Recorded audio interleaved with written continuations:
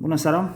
Am avut ocazia să ascult o conferință de presă al domnului Iohannis, în care susținea că autoritățile s-au mișcat foarte bine în ceea ce privește vaccinul, că urmează să-l dăm populației, linia 1, linia 2.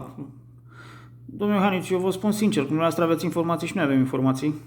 Noi mai, așa, la nivel mai prieteni, amici, mai o bere băută cine știe pe unde, la cine în casă.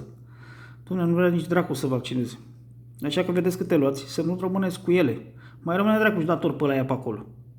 Păi ce faci cu ele? Dacă nu faci, unde Dumnezeu? Unde îl duci? Îl dai înapoi? Dom'le, noi știți, la noi nu prea lumea. Mai luați, ia unde vrea să vaccineze? Că românul e mai isteț, așa nu prea îl duce capul mult, dar totuși știe el ce face.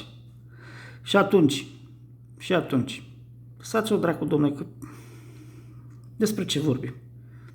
Despre ce vorbim? Ne vaccinăm, nu ne vaccinăm la răceală, dar ne vaccinăm anti-Covid. Hai să fiu al dracu.